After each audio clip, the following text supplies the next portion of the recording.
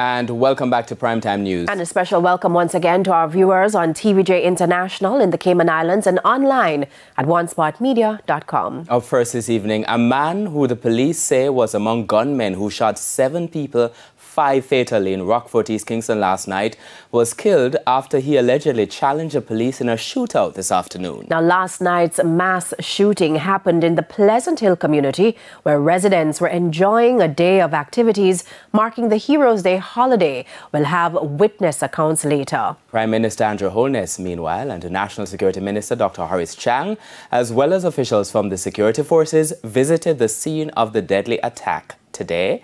Amoy Harriet has the details.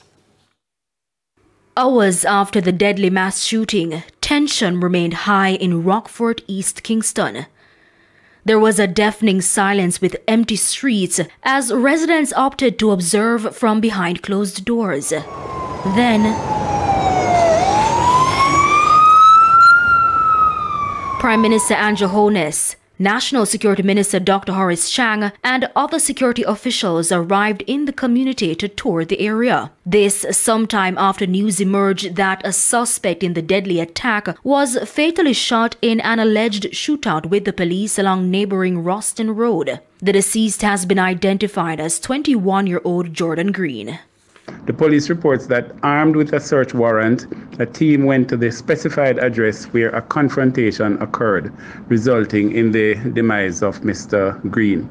The law enforcement body has reported that a 9mm pistol and ammunition were recovered in the incident. The Prime Minister, during his tour, confirmed that connection. I don't want to comment too much on the specific circumstances, but I note the report of the superintendent here, who said that one of the persons who is suspect to be involved in the shooting, that they met what I would consider to be their just fate if they were involved. And the JCF and the JDF will maintain their posture of being very aggressive but just. Aggressive but just in bringing the others involved to justice. Now, some residents who spoke to us off camera alleged the other perpetrators are also from the area, all of whom they know by name. It's why Member of Parliament for Kingston East and Port Royal, Philip Podwell, wants the residents to not allow fear to stop them from cooperating with the police.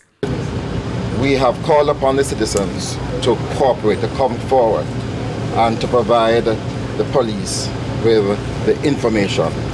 I am heartened by some of the things I'm hearing so far in relation to persons who might be aware of who the perpetrators are, and we're just urging that more information come forward. But their fears don't come as a surprise, as 2 of the deceased are said to be aligned with gangs. Now, the Prime Minister confirmed that gang activities have been a key factor in the recent mass shootings across the country. The government is therefore working with MOCA to restructure its operations.